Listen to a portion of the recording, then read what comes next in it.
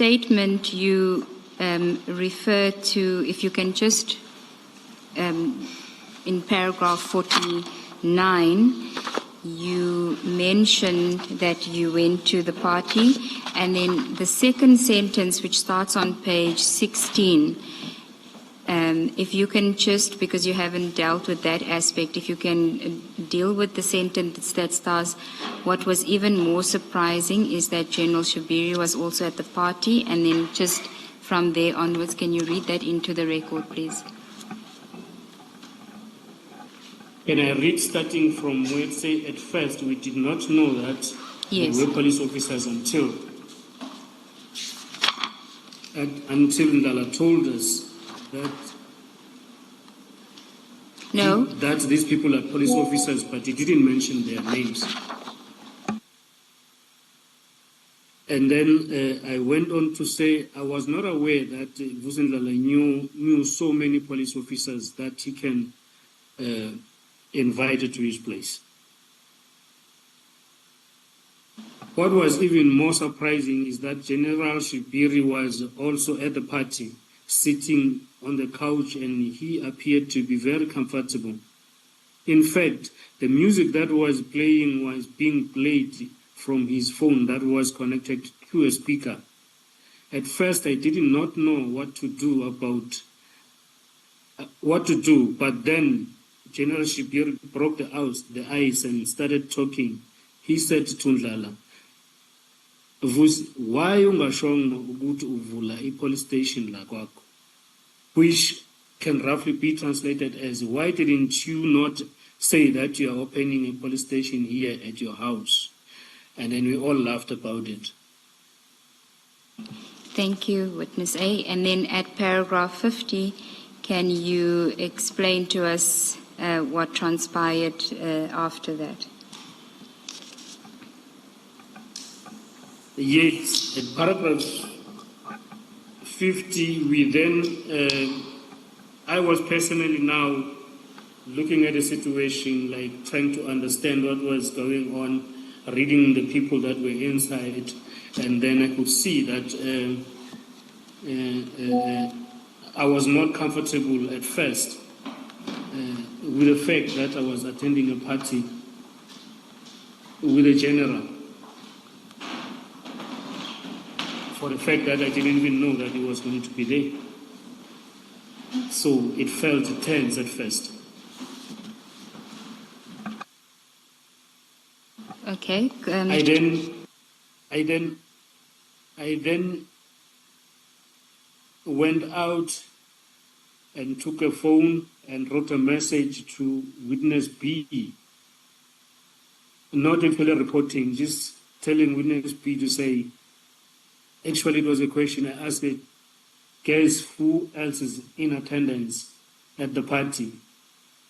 To which she said, I don't know. Then I said, we are with General Shibiri. May I take you to the first sentence of this paragraph, paragraph 50. And before that, perhaps I must take a step or two back. When you summarized your assessment of the meeting with General Shibiri, you sort of alluded to feelings of dismay, surprise as to what had transpired there, including what General Shibiri had said. But at that stage, you did not use a word as strong as inappropriate. Now, in the first sentence of paragraph 50, you say, I was uncomfortable being at a party with General Shibiri because he was the national head of my division, but also because of the inappropriate meeting we had just over a week prior. Why do you call the meeting inappropriate? That will now refer to the first meeting, or this meeting, Commissioner, if I may ask for clarity. The Chair is referring to the meeting on the 16th of May with General Shibiri. Why are you referring in paragraph 50 to that meeting being an inappropriate meeting?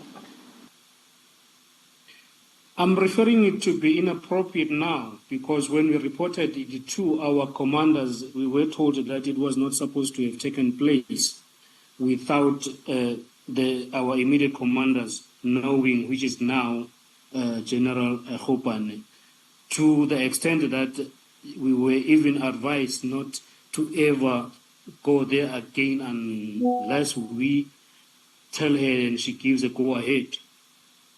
Now, that is why now I'm referring to it as being inappropriate. Thank you, Chair. You may continue, Witness A, with paragraph 50. So you told Witness B, you sent her a message and it said to her that you're with General Shabiri. And what was her reaction to that? I think she didn't make anything out of it because she was said, oh, okay, is that the case? Then I said, yes. Then that was it. At that given moment. Can I then ask you, still at paragraph 50,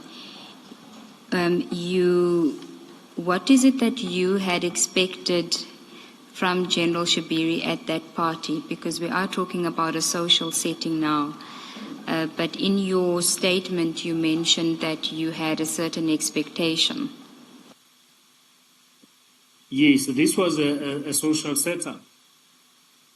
But then when I got there, not knowing that it would be there, I was then making my own conclusions at the back of my head to say, I think this is a continuation of the meeting that we had prior in the month or in the weeks. And then now I was expecting to take over where we left off, which didn't happen. I strongly waited to him to engage us on the case, and then it did not happen at all. Okay, so you're saying that even though it was in a social setting, you still expected him to give you some report back on the case or to discuss the case with you? I expected as such. Okay, and then if we can go to paragraph 51 of your statement. Before you do that, let me ask, was this the first time, Witness A, that you were in a out-of-work social engagement with General Shabiri? Yes, Commissioner, that was the first time. And was this the first time you attended a party invited by Mr. Nhlanhla? Yes, Your Worship, that's correct. So you had never socialized with him before, outside of work? No. Thank you. Thank you, Commissioner Baloy. Insofar as that, you say that at some point you had a discussion with Witness B in paragraph 51. Can you tell us about what it is that you were discussing?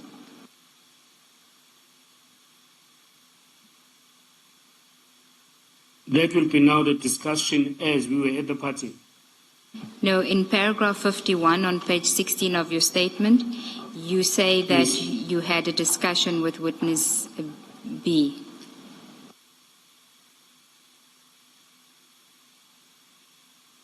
Yes.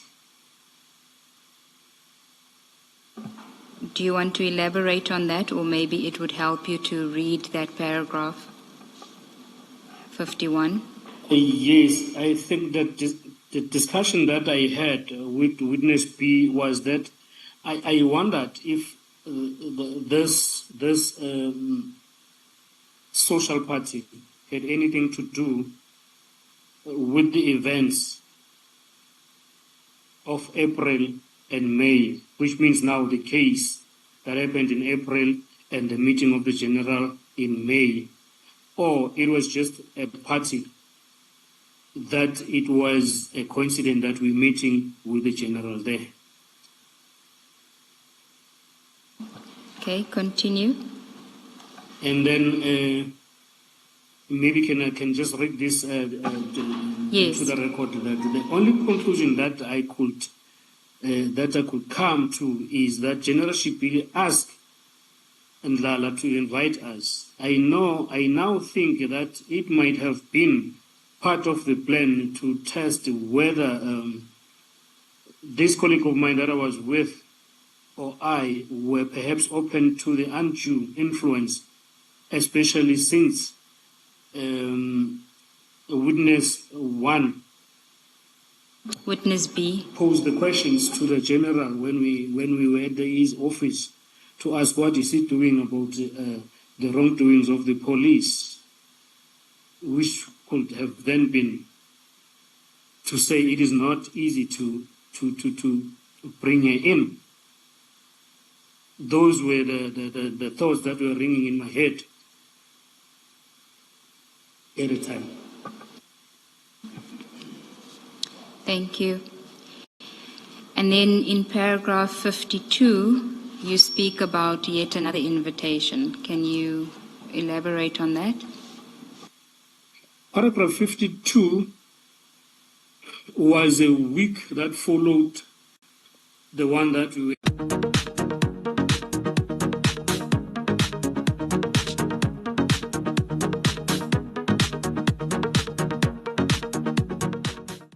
To attend the party again.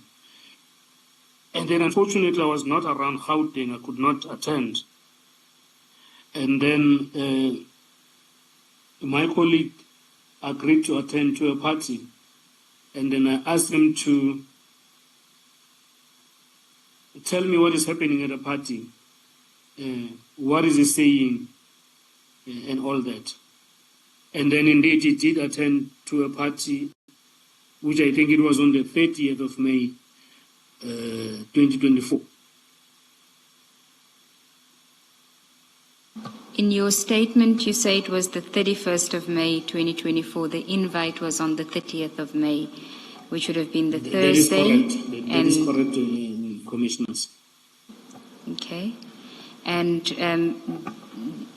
continue with what you say in that paragraph about your discussion with the colleague.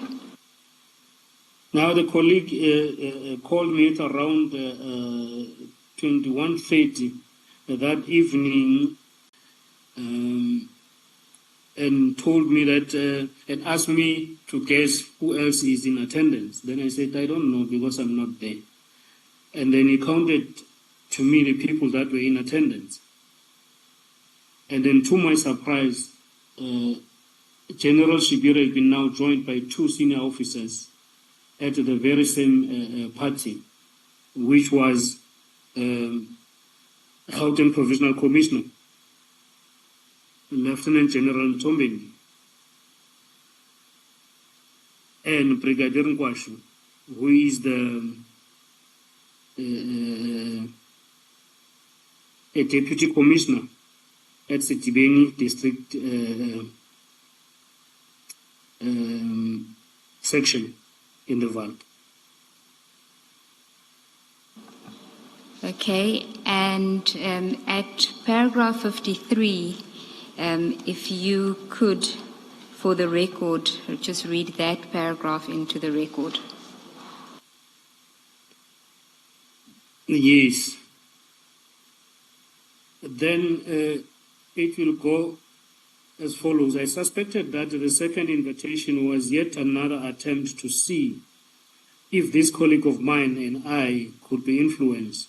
If I had been in Joburg, I likely would have gone to the party with this colleague of mine. At this stage, as a typical investigator, I wanted to know if my gut feeling was right, that we were being quoted to be part of the pool of those people who could be controlled and influenced for the benefit of the criminals.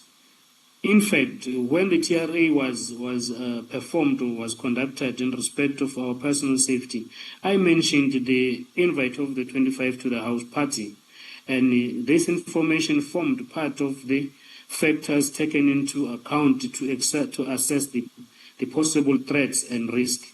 I am not all at liberty to discuss the findings of the TRA in this forum for safety reasons. Witness A, from paragraphs 52, 53, regarding the second party, and even the paragraphs in relation to the first party, the subject of the envelopes was never broached.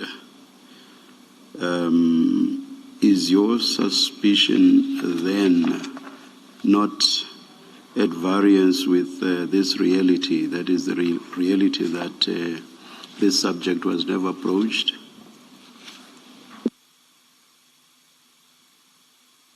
Yes, Commissioner, if I understand the question correctly. In the first meeting where I was present, the issue of the envelope was not spoken about. Even the case, it was not touched at all. And then on the second one, I also believe it was not spoken about, even though I will not be 100% sure of that because I was not in attendance. But I did ask my colleague as to whether was there any discussion about the case or anything to do with the investigation. Then he told me no, there was none whatsoever. Witness A, The point, Witness A, is, isn't there a disconnect then between your belief and suspicion and the fact that the subject of the envelopes was never broached, at least for a fact at the meeting, or rather the party that you attended, and also based on what your colleagues told you with regard to the second party? Do you understand the question now? Yes, I do understand the question now, Commissioner. And I don't think there will be a disconnect between what happened and what I was believing too. Because when you see the laying of the ground, you could see that there was maybe a need to see if maybe we could be approached. As to why it was not done, I wouldn't know, because it appeared later in the investigation that actually one of the senior officers that was there did really make other means to get through to the investigating team. I don't get that. Please repeat the last bit. I don't follow you. I'm saying the belief, and then the fact that the case was not discussed, and then the belief that I believe that we're being brought to these two parties so that we can be maybe brought into the team of the people that will work with suspects. I'm still saying that. Then I'm saying this because one of the senior officers that was at the party that I didn't attend did eventually make means to get through to the team at a later stage. And then that will be dealt with by Witness B. Thank you. Thank you, Commissioner. Sorry, Witness A. Just following up from the chairperson's question, I understand that you did not attend the second party, but the first one you did attend. That's correct, Commissioner. Yes. Now, did any of the people that you suspected to be involved in the Swar murder also attend that party? They did not, Commissioner. Yes. And did anyone at that party, let's forget about General Shibiri for the moment, did any of the people present at that party discuss with you anything related to your work specifically the investigation into the swap murder? No, no one discussed anything that had to do with my work and the investigation into the matter of Mr. Swart. Yes. So this gut feeling that you're referring to in paragraph 53 of your statement, where did it come from? The gut feeling comes from the fact that one of the senior officers that attended the party, as I mentioned prior, did actually eventually make the means to get it through to the investigating team. So then that gut feeling could not have been formed on the day of the party. It must have been formed sometime later.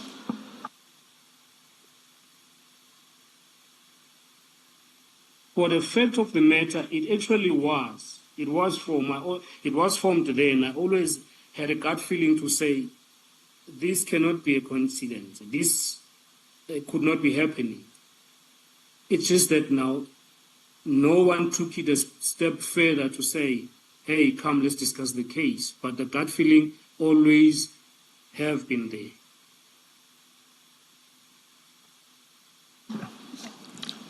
Commissioner Khumalo, thank you for that exchange.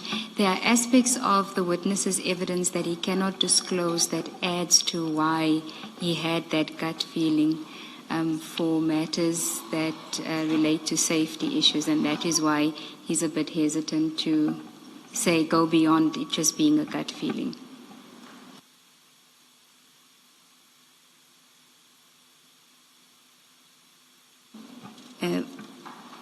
Witness A, can we then deal at paragraph 17? You have a new topic. Before you go to paragraph 54, you mean new topic? Okay. Before you do that, witness A, you in paragraph 47, where you speak about how you met Mr. Nhlanhla, and you say it was in 2022. And the next time, at least according to this paragraph, you engage with him is in May 2024. In the period 2022 to 2024, what interaction, if any, did you have with Mr. Nhlanhla? And I ask the question because we are here, among other things, or primarily because of allegations about members of the SAPS associating and having relationships with people who are not SAPS. I consider my question in that context. You have a member of the public, I assume Mr. Nhlanhla is, or Nhlanhla rather, and he comes with a complainant in 2022, and in 2024 you're attending his party. What is the nature of the relationship? When did it evolve to a point where you accept invitations to a party from him? Actually, what happened between the period 2022 and now, there was communication just on the phone. We will talk from time to time with him, but we have never been to the party together or socialized together at his place. So it was a person that we will talk from time to time, the person that I now know. And when you talk from time to time, is it about work or is it social relationships? It will be a bit of both, because maybe some of the information, as the evidence leader said, that it will be a little bit sensitive. We introduced ourselves as an informer to one of the generals. Okay. So we will be talking about police work here and then social life there. All right. And then in 49, you say you were surprised to see other police officers from other police units or stations in attendance. Why were you surprised? You are at a party in what you describe as a boutique hotel. Why were you surprised? I was surprised because I will take it that if that was the case, he was supposed to tell me that, or tell us that I will also have other people in attendance. Yes. then we would make our minds as to attend or not. Just for the matter of fact, if we knew that the generals would be there, in the first instance, I don't think that I would have attended. Thank you. Thank you, Mr. In that case, if you had found General Shibiri at the party the first time around, you do not say the second time around you did not attend because you thought General Shibiri would be there. You did not attend for whatever reason. Can you explain that? That is correct, Chairperson. That will be a little confusing because now, maybe if I knew the first time sorry, witness A. Yes. Absent an explanation, it gives me, or rather this gives me the impression that but for your other commitment, you would have been there. And that is correct. And I would have thought that you would have expected that General Shibiri just might be there at the second party. Now, if you say had you known the first time around that General Shibiri would be there, you would not have attended.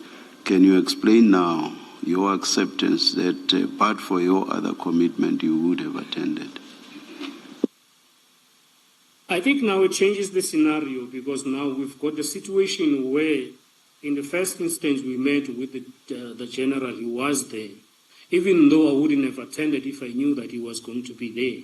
But now I was eager to know what would follow if there will be a follow-up invitation, because if, for instance, there is an invite, then I do not go there, then I might not know what actually these invites are for. So that, I believe, it will give me the chance to actually understand or even learn as to what exactly these invites are for. To the extent that I did report that to my superior, then I did tell them that I will go to a next follow-up meeting. Reported about the first invite, I got the instruction that I must stop communicating with this person who was inviting us to those parties. But then I asked for a permission to say, if I cut that communication, then the risk that I think I will be running, I would not know what is happening behind the scenes about the criminals or the cartels, which then will be revealed to this commission that keeping an open communication to this guy or to this Mr. Nhlanhla helped me to understand the connection of Mr. Katiso to the cartel. If it was not that, I don't think it was going to be easy for me to understand much earlier in our. Thank you, Witness A. And you said earlier on that you did report your attendance at the first party as part of the TRA background. Why was it important to do that?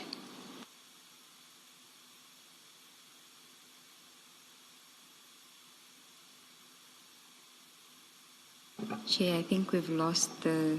Witness A, are you there? Yeah. He's not muted, but he's just left now. We'll try and get him back.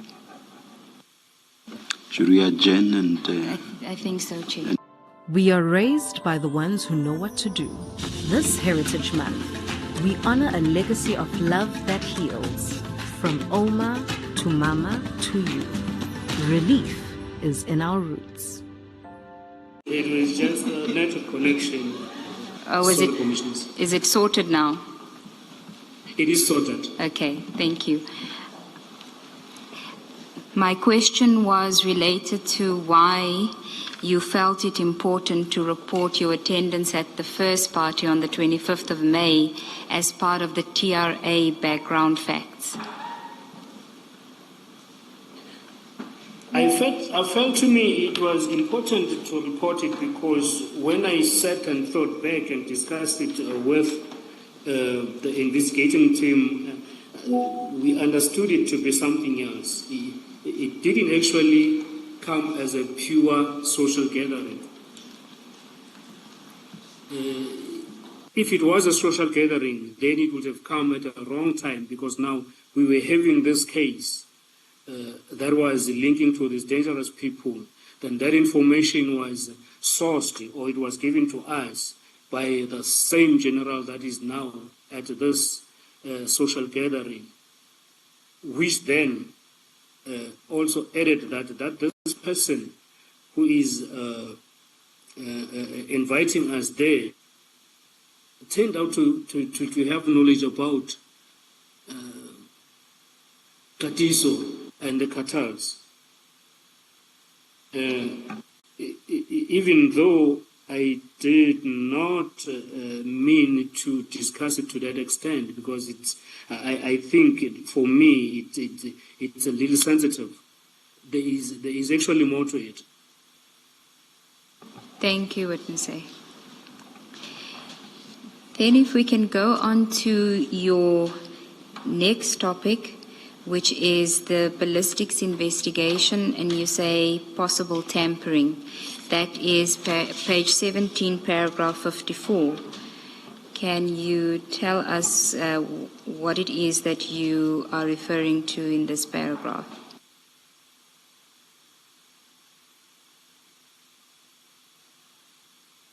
Yes, Commissioners. This one, I think it will be dealt in detail by Witness B. Yeah, but then just to give a little background on it, we had, as we first requested that General Shibiri assist us to fast-track the finalization of the report.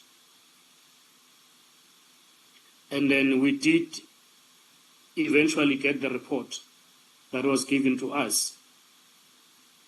But when we went through the report, we found that there was some omissions or there was something missing that was very crucial in order to linking the two scenes, which would be the scene that happened in Bramley and the scene that happened in Vereeniging.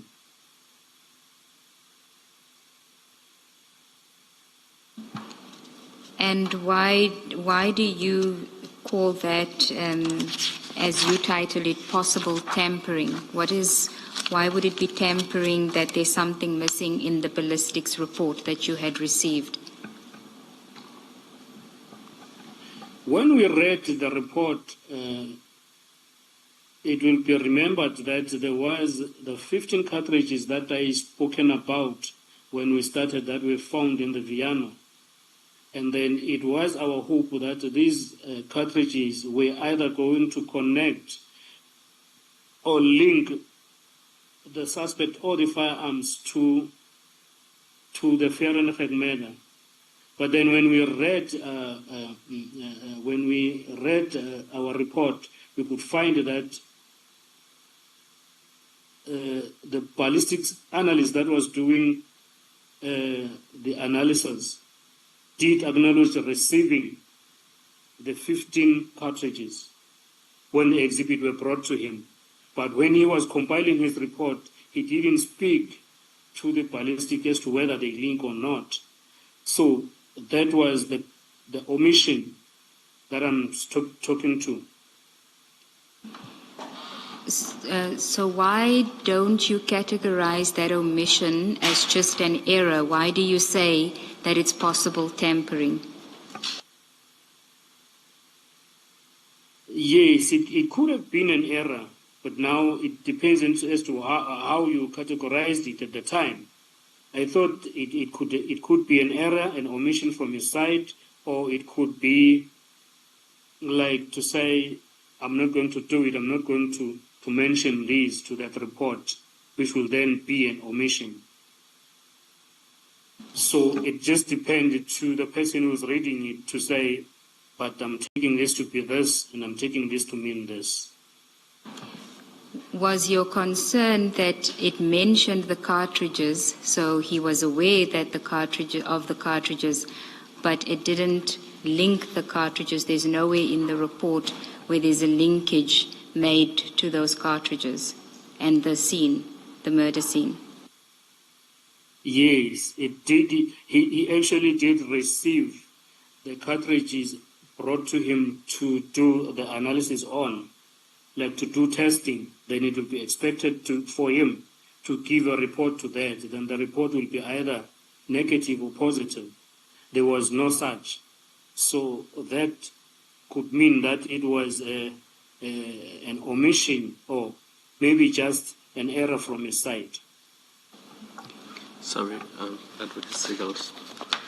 Witness A, I know the next witness will deal with this in more detail, but do you believe that there was possible tampering? What is your personal view? Do you believe that it was an innocent omission, or do you believe that there's a possibility of tampering? I believe there was tampering when you take everything that happened with this case going forward, and then you understand and you listen to information that you get. I believe that this was a tampering that was aimed at not linking the suspect to this case. And your opinion is not influenced by witness B, it is your personal opinion? It is my personal opinion, but it is influenced by the investigations that was carried out after this omission was depicted. Thank you, Commissioner Khumalo. Witness A, you didn't give the name of the ballistics officer. Who is it? Ballistics officer was Officer Mkhwanazi at the time. He has since been promoted to a rank of a captain. You say he's since been promoted to? A rank of a captain. Of a captain, okay. Yes. Do you want to spell his surname for purposes of the record, because there's later on other names that are similar to this? If you can just spell it for the record. Yes, Mkhwanazi will be Makhwanazi.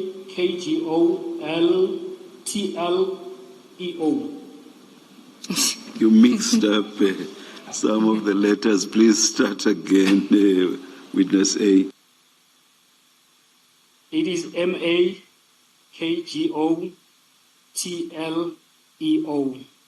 as far as I understand it, Chairperson. So it's not OE, because it appears as OE and you repeatedly say EO. It is OE. My apology, Chairperson. Thank you, thank you. Thank you, Witness A. So you say that you went to collect the ballistics report from the warrant officer. Now, did you have any discussions with him at that point about the report that he had prepared? Yes, when we arrived there at his office, but before just we arrived there, Witness B got a phone call to say the report is ready. She can go collect. And then we proceeded to ballistic office in Silverton, Pretoria. And then we met Warrant Officer Mkhwanazi. And then he told us that the report that had been prepared is actually wrong. It needs to be redone. Not actually re-examination, but the writing of the report as we understood it. It was not written properly. Then he said the report that he was having, it was wrong. He cannot give it to us. He had to rewrite the report as we waited. Continue. And then he took us to his office where there was another warrant officer that I forgot his name, but he did introduce himself to us. And then they told us to wait as they were preparing the correct version of the report. And then we sat there about maybe 1 hour, 30 minutes, waiting for the final version of the report to be typed and given to us. But in the meantime, he didn't actually tell us what was wrong with the report that needed to be rectified, or maybe show us the wrong version, is to say, this is the wrong version, I'm either going to destroy it, but this is what was wrong. But we just trusted him as an expert to say, he saw whatever it is that he says it is wrong, now he needs to correct it and give us the right version. And then at that time we were just happy with that. Now, but while we were sitting there, we now discussed the case, where he told us that we need to be very careful on this case, because now the firearms that are involved in this case are also involved in a lot of shootings around Gauteng and even KZN, where they are also involved in the heist.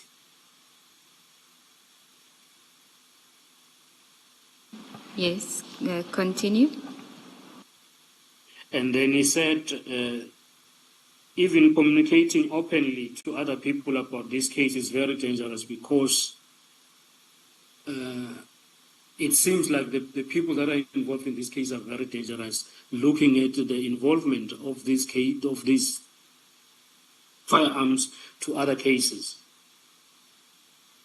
And then our expectation at face value, it was that the report that he was compiling at that time was going to show us what he was speaking about, which was not the case. When you say what you were speaking about, what are you referring to? To say these firearms are linked in many cases. So you were expecting the report that you were waiting for an hour and a half from him to fix the error would set out in that report the linkages that he was telling you about while you were waiting for the report? That is correct. And did the report have those linkages in there? It did not have the records in there. Even worse, it did not have these 15 cartridges that we have recovered when we arrested the suspect at Bramley.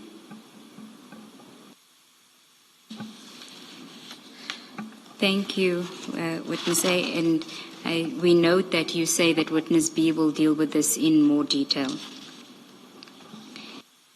If we can then go to page 19 of your statement, you refer to follow-ups that were made by Witness B and the ballistics expert. And then you say that there was something that occurred in September 2024. Can you tell us about that event in paragraph 59 and 60?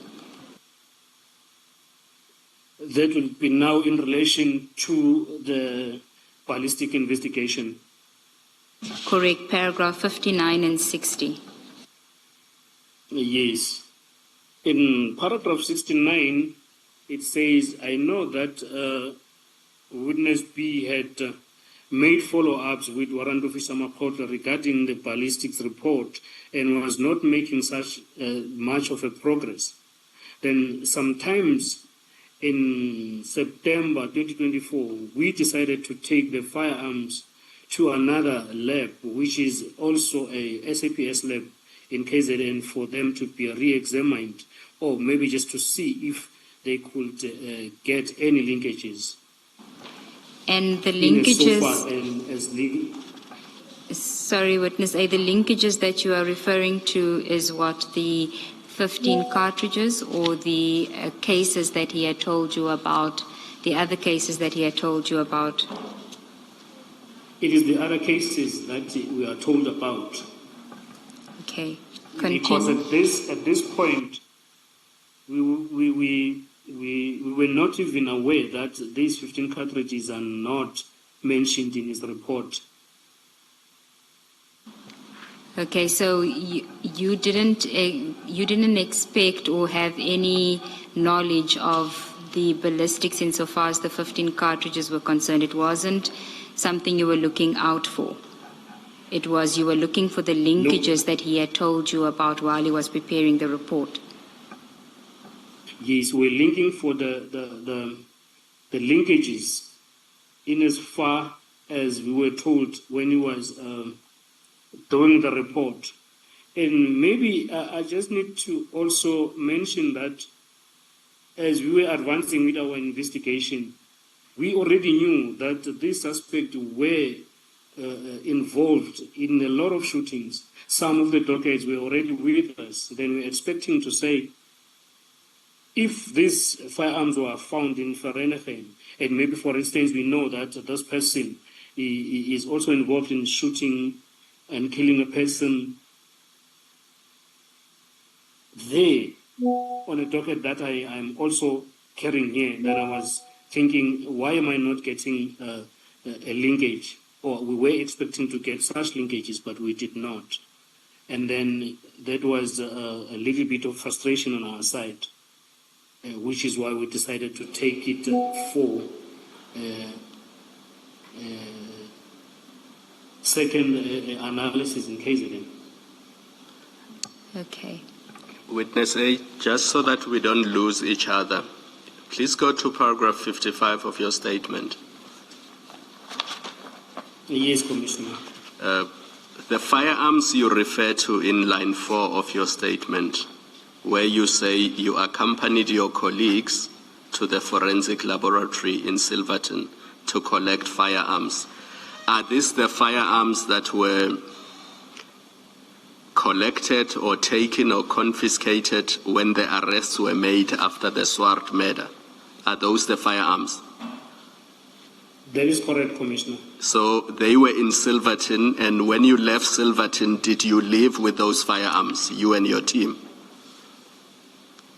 Yes, Commissioner, we left with them, and then we booked them at the police station where the docket was open, which is Bramley. And then now, if you go to page 19, paragraph 59 of your statement, you say sometime in September 2024, we decided to take the firearms to another lab in KZN to see whether there were any linkages. Are you referring to the same firearms? I'm referring to the same firearms, Commissioner. And then what happened to the 15 cartridges? The 15 cartridges were left at the lab in Pretoria, because ordinarily you will get the firearms, and then the cartridges, which is now the 15 cartridges, will be left with the lab for them to dispose of. So we didn't take them, we just took the firearms. All right, thank you. Thank you, Commissioner. Okay, so we're now at paragraph 60. You're talking about the second opinion. You took the firearms to another lab. Can you elaborate on that? Yes, we then took the firearms to the second lab in KZN for them to be re-examined. And then when we got there, we were asked as to what the issue was, and then we had to explain to say, this is the information that we got when we got to the lab the first time in Pretoria, but now we trying to read the ballistic report. We cannot see what was said by Warrant Officer Mkhwanazi, then we're struggling because now we understand as people are involved in other cases, and a lot of other cases that we're investigating, but we don't see it here.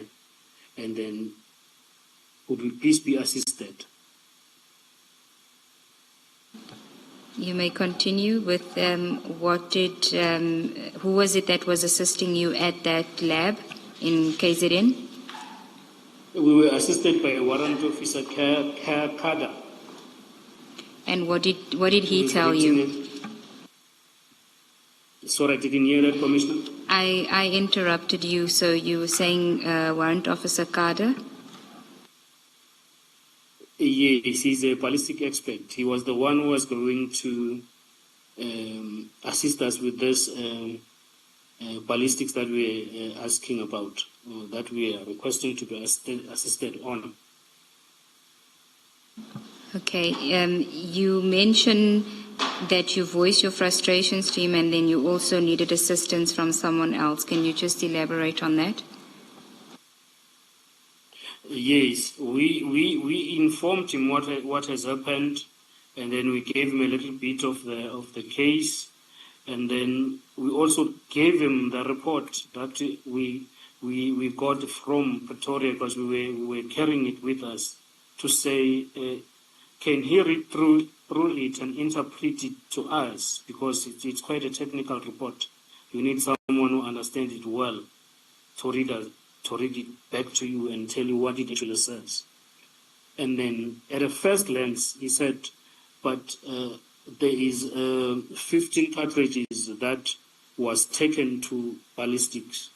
And then there is nothing mentioned about them in the results, because now the expert will receive the exhibit, then will do the examination, then will give the results thereof, which will then be negative or positive. And then it was actually him who alerted us that there is no mention of the 15 cartridges in the results, but they are being mentioned as coming in to the lab. And then just for the sake of completeness, you mentioned the Major General Mbuso Kumalo. What was his role in this process? His role was to facilitate that we get assistance in KZN, because now, ordinarily, when you are here in Gauteng, you take your ballistics to the nearest lab, which is in Pretoria. Now, we're struggling to get help there. Now, we said, can we maybe try and take it to KZN and see if maybe they will assist us before we get to trial, so that we can understand exactly what is happening here. Is it really that these firearms are also concerned in this case, or maybe they are also concerned in a lot of other cases, of which some are the cases that we were investigating? And then he really did so. He connected us with the ballistics in KZN for us to assist us.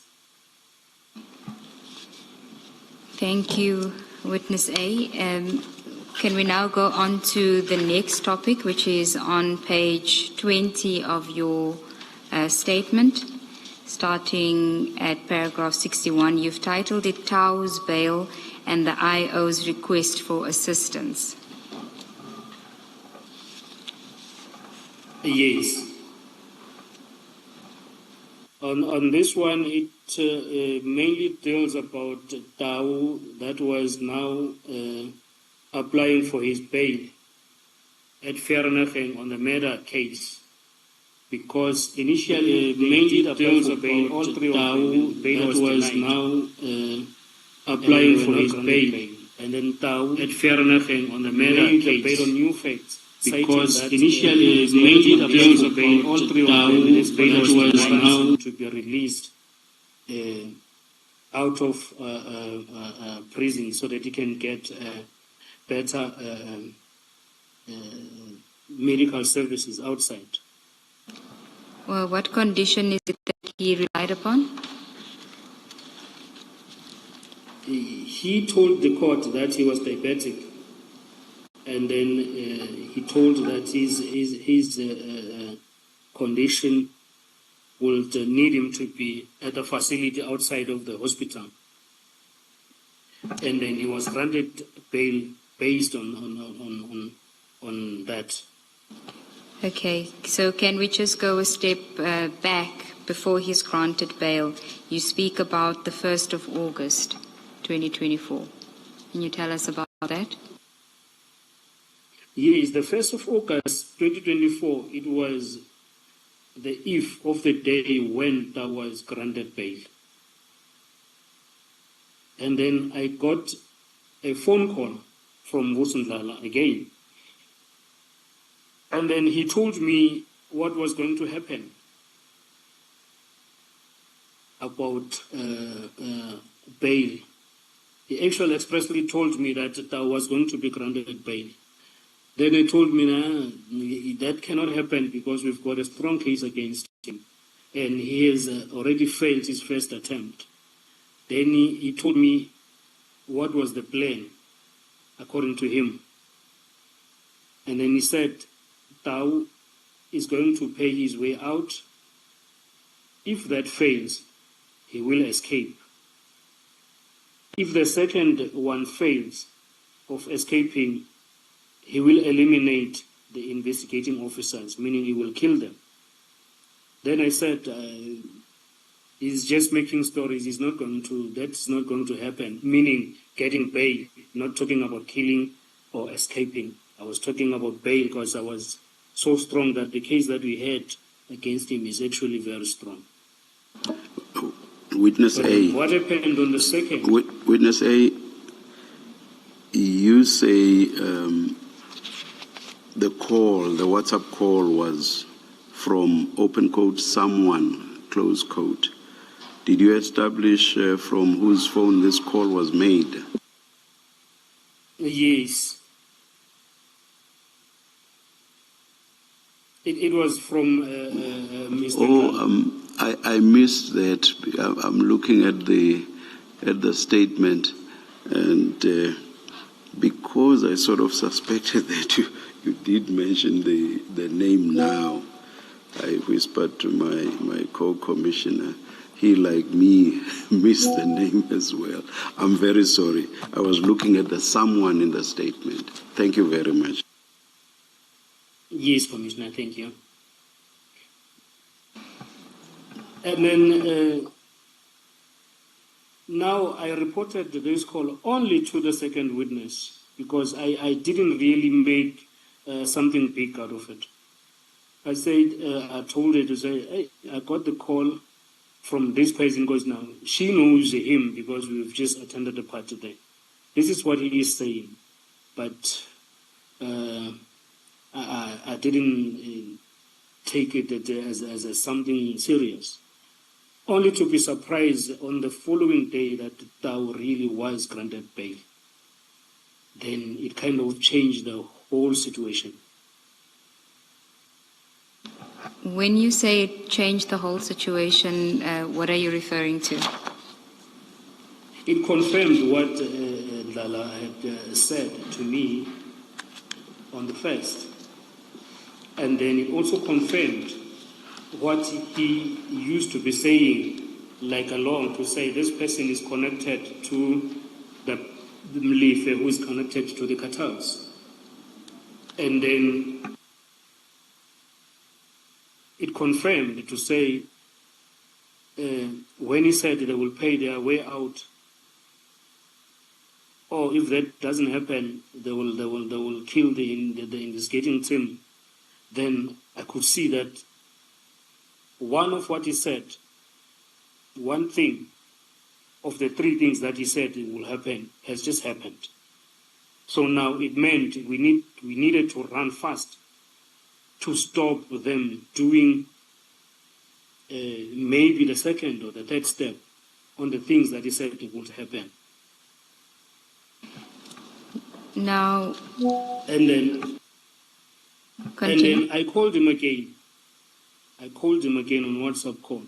And then as I called him, he said, when he answered the call, he said, yes, I told you. The problem is when I tell you things you do not want to understand. And it was just early, before even our office knew that the DAO has been granted bail. Then he said, I told you, the problem, you do not want to listen to me when I tell you things. Then I asked him, how did you know? Then he told me that he was called by General Shibiri, who told him that, hey, Tau had just been released in Vereeniging on bail of 10,000. Now, my suspicions that I had that were not confirmed were coming to reality now to say, hey, what I was suspecting with the parties going to his office, could it be that he knows something that we don't know? What? And then, Witness? Yes, Commissioner. Yes.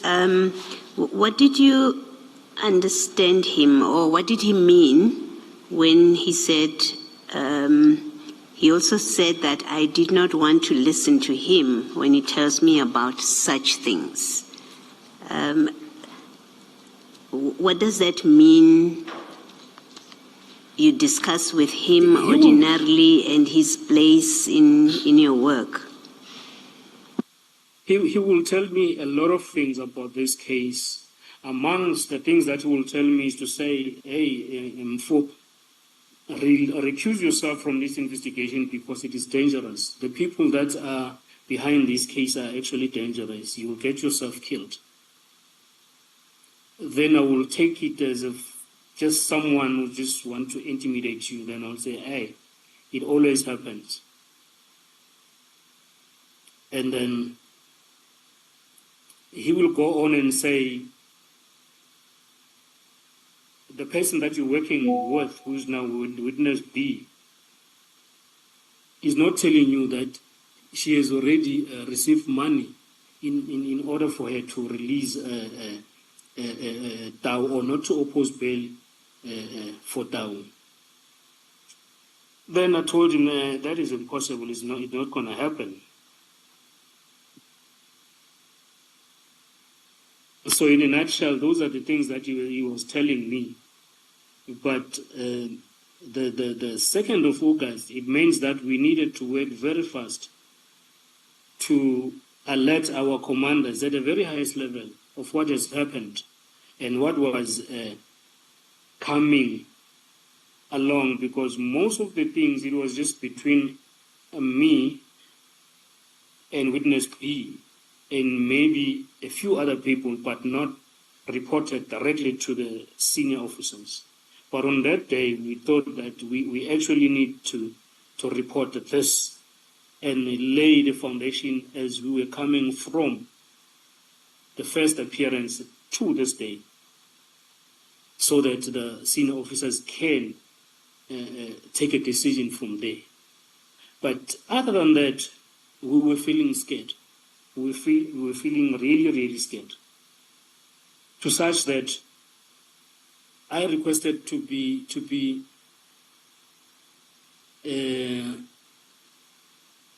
provided with security from that day to be taken to the place where the meeting was going to be.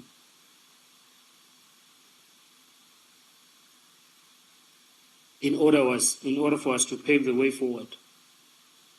And then we held a meeting that took us through, not through the night, but it took us late into the night, trying to think what it is that we need to do, how are we going to approach this, who is going to be looking at our safety, because at the meantime we were also waiting for the TRA application that was in place, that was applied for. You say that, I hope I won't be making you repeat something that you've said. You say that at the time you had the telephonic interaction with Mr. Nhlanhla. Yes. Only 2 of you investigators were remaining. Originally, as I understand, there were 5 of you, not so? That is correct. What had since happened to the other 3 investigators? The other three investigators had recused themselves. At what?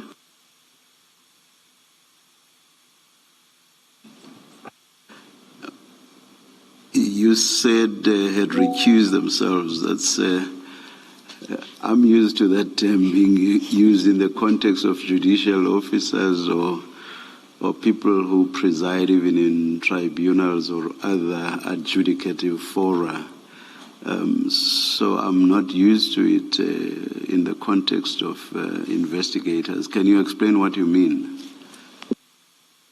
Yes, Chairperson, I'm using it in lack of... Naked people are popular at Braais because they spend less on car insurance and more on steaks. They were no longer part of the investigation. I just do not have... They had withdrawn. A suitable English term for that. They had withdrawn as investigators. That is correct. Thank you, Chairperson. Yes, they had already withdrawn themselves from investigation. The reasons being? They didn't really give a reason because their withdrawal was not a kind of a formal withdrawal to sit down around the table to say, because of reason 1, 2, and 3, I'm deciding to withdraw myself. May I ask this direct question?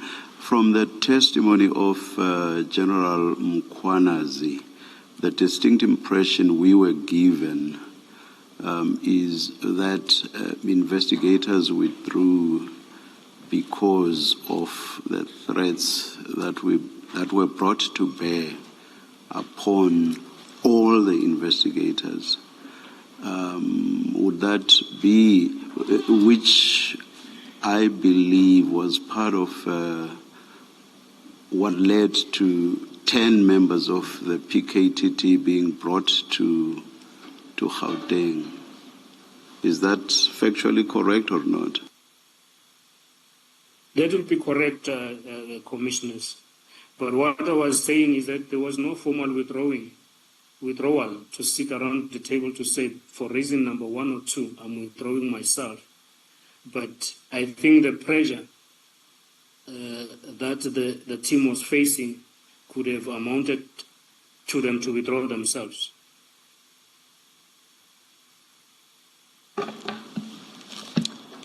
Thank you, Chair. You were still on the issue of Tau's bail, and we are at paragraph 65 on page 21. Could you just read that into the record? And while you're doing that, we will display WA3, which is on page 56 and 57. It is redacted. The display will be redacted. But if I could ask you to look at your hard copy after you've read this into the record. Yes, Commissioners, I've got my hard copy. It will be page 56 and 57. Am I correct, Commissioner? Yes.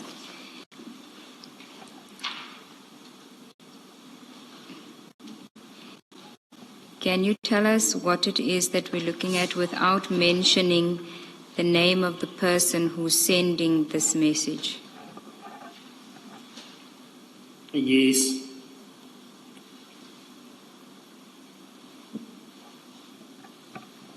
You may proceed. I'm just preparing to read them out. Okay, we're looking specifically at the one on the 15th of July 2024. Yes. It says chat 1.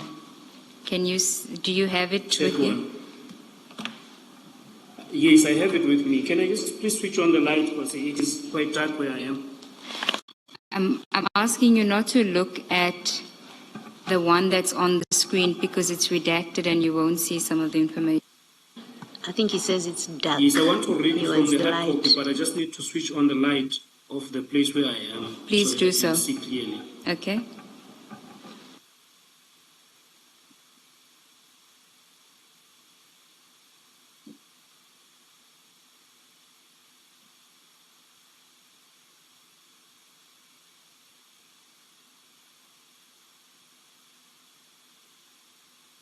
Yes, Commissioners. Witness A, if I can ask you to first read paragraph 65 of your statement into the record, and then we will go to the WhatsApp chat on page 56. So first read 65.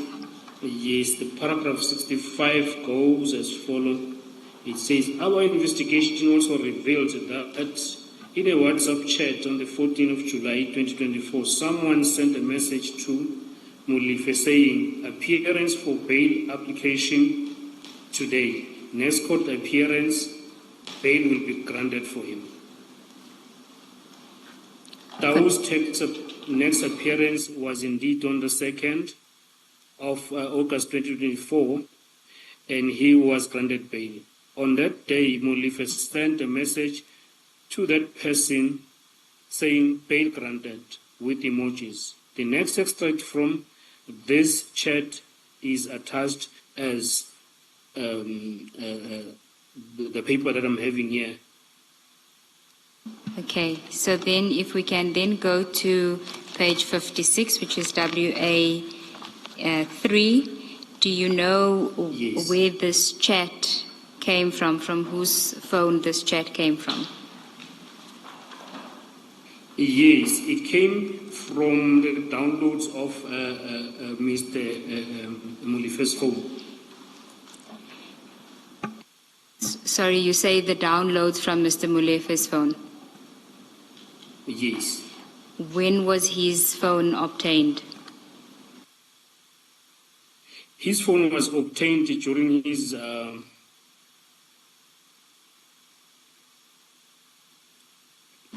arrest on the 6th of December 2024. Thank you. Can we then go back to your statement at Yes, paragraph Commissioner. 66? Can you tell us what Yes. happened? Before you go to 66, these exchanges between you and, you say, Mr. Nhlanhla, where in advance he tells you what the plan is, and you describe this in paragraph 63. You say there was a clear plan what would happen regarding the bail. First, he would be granted bail. Secondly, if he was not granted bail, he would escape from custody. Thirdly, if 1 and 2 failed, the investigating officers would be eliminated. And then you say it was at this point where I was advised to leave the investigation. And then you again in the next paragraph say you called him back, where you say I called the person, in paragraph 64, in the third line, you say I called the person who informed me that Dawu, that is Mr. Nhlanhla. You called Mr. Nhlanhla. That's correct. All right, and then that Dawu would be granted bail. Before I could tell him what happened, he laughed and said he told me this would happen. He also said that I didn't want to listen to him when he tells me about such things. He said this in a boastful way. Without disclosing anything that might be sensitive about Mr. Nhlanhla and your engagements with him, did you consider why would he know this kind of detail? That there was a plan, and he details it in the way that I have set it out, and that Mr. Dawu would be released, and in fact, Mr. Dawu does get released. That's correct. That was one of my concerns, to the extent that I did ask him as to how did he came about to know that he had just been released, because it was a new information. So now I thought he knew more than I knew about the case that I was investigating, meaning that he had a connection somewhere with the people that were involved in the case. That was my understanding of the situation at the time. Yes. He's not an employee. Mr. Nhlanhla, you say categorically he's not an employee of the SAPS. He's not an employee of the SAPS, as far as I will understand. Thank you. Thank you, Ms. Siegels. Thank you, Commissioner Baloy. Witness A, we were at page 21, paragraph 66 of your statement, where you were dealing with the aftermath of Mr. Tau's bail application succeeding and him being released on bail. Yes. Then we had a long meeting on the 2nd, that now we took a decision that we need to take steps to report those things to the General, who is now General Khumalo, who is the head of detectives in the province, through Brigadier Khopane, who is our immediate commander at our office. And then this was now on a Saturday, and my leave was starting. I was supposed to have gone somewhere for leave, but I thought I cannot leave until I see that we are getting help on this. And then now we started to be engaged in what I call as a runaround. We were driving around Gauteng trying to figure out what it is that we're going to do, because it was not safe to drive to our places. It was not safe to even go to the office, because now the police were also involved in this. We're trying to get hold of Brigadier Khopane on the phone, and then she was not around the province. She was attending at the funeral outside the province, and then the network was bad. The phone was not going through. Now we wanted to get a hold of General Khumalo, who is the head of detectives. We didn't want to report to any other person junior to those two. But now the challenge that we had, we did not have direct communication with the general at the time. So we were thinking of who was going to connect us to the general and actually be able to lay the frustrations that we're having, and then why we needed to see him, because actually we needed to go to him, even though it was on the weekend, to say this is the problem that we're sitting with. We knew that he knew about the case, but we were not discussing the case openly with him at that time. It's Witness A, can I just ask you, you say that you couldn't get hold of Brigadier Khopane to get assistance. Why didn't you contact your direct commander, Colonel Mokoena? As I mentioned before, that the directive that we had received from Brigadier Khopane was that anything that has to do with this case should be reported to her or to the general only, no one else. So we were taking it to that level to say, we think the person who can be in a capacity to assist us now will be the brigadier or the general. And when you speak of the general and you say General Khumalo, could we just ask you to be specific, because there are many General Khumalos, at least two. So if you could be specific to give the name. So in this instance, you say that it's General Mbuso Khumalo.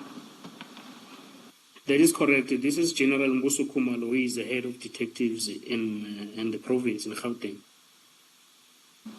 Okay, you may continue.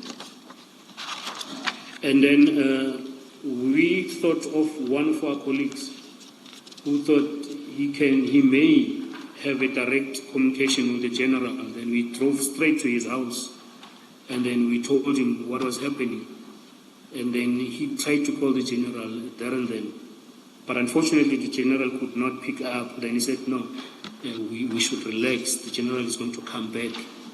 In fact, he was going to send a detailed WhatsApp message to the general for the general to come either back to him or to us. And then I felt at ease that I could drive outside of the province as I was going on leave, knowing that the general is going to attend to us at any time. Okay. You also say that you reported the matter to the prosecutor. Can you elaborate on that, please? the matter was also reported to the prosecutor, but with the prosecutor we had an open communication with every development. So even this one, it was reported to the prosecutor to say this is the challenge that we're facing. But actually, she actually understood the problem that we're facing, and then she asked us about the TRA that we have applied earlier on. Then we told her that we haven't received any results, and then she took it up to herself to write it to our commanders and give them the background of the situation that we're facing, and requesting them to see to it that we are provided with security, not only for us, but also of the docket that we carry. Why was it important to provide security for the docket as well? It is because that now we thought that if they do not find us, they will want to find the docket. Once they find the docket, then you will have a problem, because now you won't be having the docket, like the physical docket, it will be gone. That was just our thought. It's not that we knew that this is what was going to happen. To the extent that this docket was not kept where we will keep our docket at the office in our still locked cabinets. We were driving around with it wherever we were going, which was posing another danger to us. Did you or witness B ever get hold of General Mbuso Khumalo? We knew that this is what was going to happen. It is General to the extent that this to us after, I believe, having received the communication from the member that assisted us to get through to him. So you spoke to the general? The general phoned me. And what did he say? I spoke to him. And then he told me that he has heard what has happened. And then he told me that he would want to see us very soon so that we can discuss a way forward. And then I told him that I was on leave, but I was willing to withdraw my leave and come to work. Then he said, no, there won't be a need. As long I am safe wherever I was, he will be communicating or making any arrangements that will be made with witness B until I come back from leave. And then as soon as I came back from leave, we went to General's office, and then he addressed us, he asked us some questions, and then he told us that he's going to assist wherever he can, and then he just gave us the layout, what his wish and what he thinks should happen to this investigation.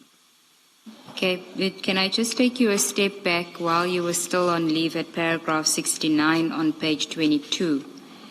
You speak about an event that occurred on the 8th of August. Can you elaborate on that? Yes. On the 8th of August, I would have been on leave, because I think I came back on leave on the 16th, if I'm correct. And then I was informed by witness B that the TRA has been conducted, the threat risk assessment had been conducted, and it was classified as high risk, which in other words meant that our lives were extremely in danger. And who conducted that TRA? Sorry, I didn't get that, Commissioners. Who conducted that TRA? It was Colonel Nduli from Crime Intelligence. Okay, proceed. Yes, then when I came back, we started doing our investigation. Then we will be meeting with the officers that were assessing our risk, getting information from us, asking us how we're feeling. That is what we were told. But I would believe that they were also checking the places that we were staying at, even though I didn't know that. But there were background checks that were done on us, I believe. Okay. And then at paragraph 70, you speak about an incident. May I, before you go to 70? Witness A, you say in paragraph 67 that you could not, the language you use is you say we could not speak to General Shibiri, and so we thought that we should try to get hold of Major General Mbuso Khumalo. Why could you not speak? Why did you decide that you could not speak to General Shibiri? We had already been advised, commissioners, to say we must not discuss this case with him, if I may say it.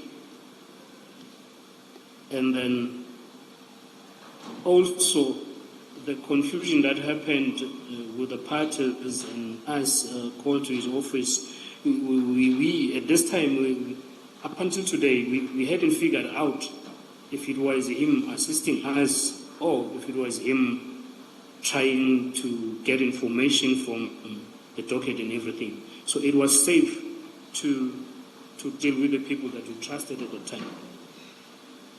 So the reason you decided not to speak to him, it was a trust issue. You didn't think you could trust him. I will put it in that way, commissioners. Yes. Ordinarily, if there were no trust issues and you were dealing with this problem that you find yourselves in, and you can't get hold of your immediate superior, I think Brigadier Hopane, ordinarily who would you speak to? Would it have been Shibiri, General Shibiri? No, it would have been General Mbuso Khumalo because he's at the provisional level, and then General Shibiri is at the national level. So I will exhaust the means of trying to get hold of General Khumalo at the provincial level, and then going to national level will be extreme. Yes. So in terms of hierarchy, the right person, if you couldn't find Brigadier Hopane, you're saying General Khumalo, Mbuso Khumalo would have been the next person that you speak to if you followed the hierarchy. That's correct, Commissioner. That will be the next person that you will have to speak to. Yes. Thank you. Thank you, Ms. Sika. Thank you, Commissioner Baloy. Okay, so we are now at paragraph 70 on page 22, where you speak about an incident that occurred in the week of the 12th of August when you returned from leave. Can you just tell us about that? Yes, now I had already resumed duties. Then we were doing normal investigation on this case. And maybe it should be mentioned that we were doing this case and other cases that we already had at the office. So it will be this case and other cases, depending what investigation we have on other cases. And then we were called to come to the office, and then the information was that there were two officers who were waiting for us or who needed to meet with us at the office. And then we drove to the office, and then we found these two police officers at our office now, at the organized crime office. And then they told us they are from the cold case unit, and then they requested that we give them over the docket of Swart murder. And one of these warrant officers was identified to us as Dion Mulaudzi, who works at the cold cases office. And then we refused. We said we cannot, because that's procedurally that was wrong. You can't just give the docket to someone because they're requesting for the docket, let alone that this was the sensitive matter that we're investigating. Even if it was just a normal docket that had no threats and everything, you cannot just say, okay, here's a docket, you're looking for it, have it. Witness A, the form of request, did they have a letter with them or was it a verbal request? It was a verbal request. And who is the head of the cold case unit? Or who was at the time? I really do not have concrete information. I only heard that the head of the court case unit will be Brigadier.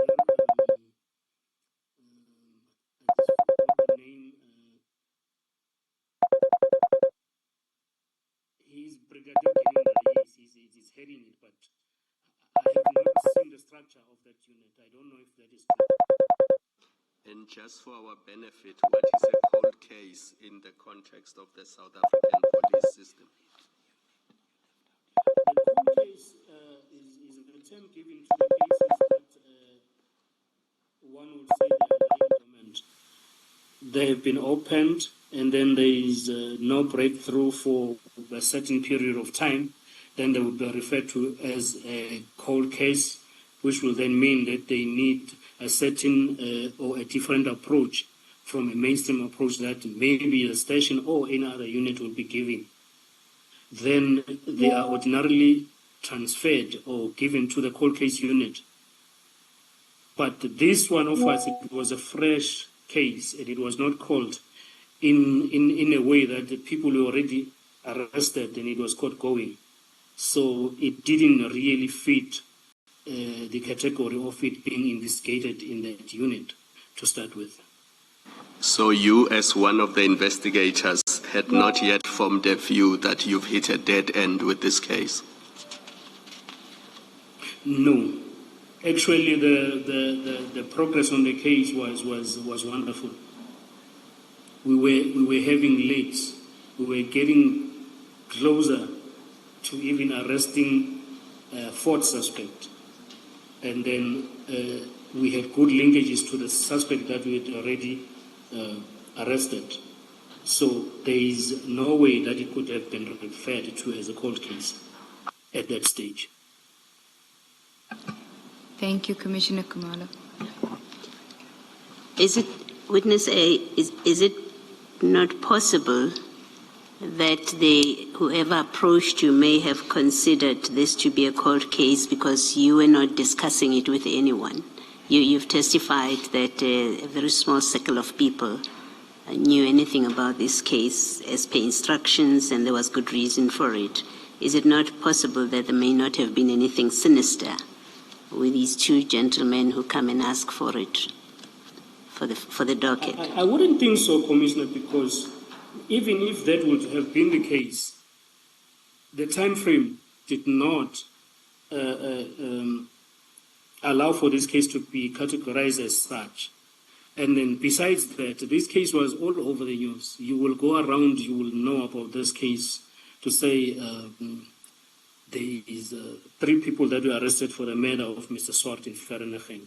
And for the fact that there was a police officer that was arrested for it, on it, it will be like all over in the media and more so all over in our own connections in the police, our groups and everything. So it was known that it was court going. Thank you. Thank you, Commissioner Baloyi. Witness A, we're still on page 23 of your statement. And at paragraph 71, you talk about a meeting that occurred on the 20th of August, 2024. Can you tell us what happened at that meeting? Yes, this meeting happened just for us so that we can be able to give the progress of the case to the general, because now the general was taking this case under his wing to say we need to report to him the challenges that we are facing so that he can see where he can assist and give a guidance regarding investigation And also the challenges that now the personal challenges in terms of the threats that we are having.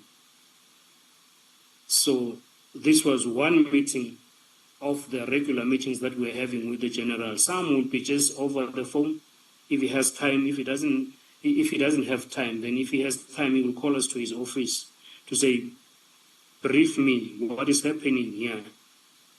More so because now Tao was out on bail, and then we needed now to be investigating the murder case, and then also putting an eye on him, on his movement.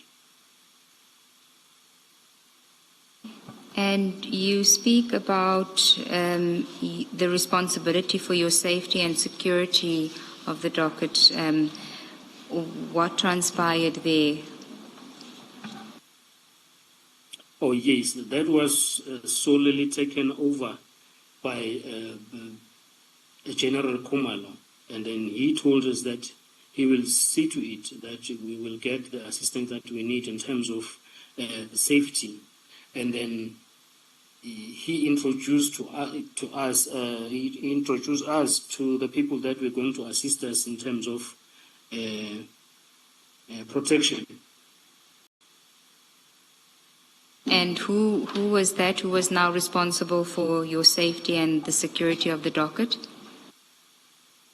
We were introduced to General Kekana, who is, I think, the head of the uniform units in Gauteng, to say he will provide you with the members that will be in charge of your safety or your protection while you are doing the docket and while you are off duty. And then at the same time, there was another wing of the police that was going to be working behind the scenes, which I'm not at liberty to talk about their operations because I don't know about them, but they are from counterintelligence. They were doing the TRA, they were doing the background checks, they were seeing the severity of the risk, and then maybe reporting to the generals, I don't know, but they were also part of the operation by then. You refer in your statement at paragraph 71 to a counterintelligence investigation. Is that what you just mentioned now, or is that something else? Initially, the counterintelligence came in as far as giving protection and assessing the situation, maybe which then led to the counterintelligence investigation to say the investigation itself, now the overall investigation need to be taken under the counterintelligence. I will talk to that extent. But initially, it was not the counterintelligence doing investigation. It was us doing investigation under their protection up until the time when now we were introduced to their wing of investigation, which included the PKTT, as it is called. Okay. At paragraph 72, maybe that would be the concluding topic for today. You speak about events of the 5th of September 2024. Can you just tell us what happened on that day? This one was one of the eventful days because we were not already provided with the units that were going to guard us. So we were visited at home late at night by the unit that needed to guide us and guard us or provide protection to us and our families as we were sleeping. And then it came as a surprise because we were not really noticed or given a notice to say people were going to visit you at night. From my side, I heard by the sirens outside, and then when I opened the window, I saw 5 marked police vehicles with the sirens and blue lights on.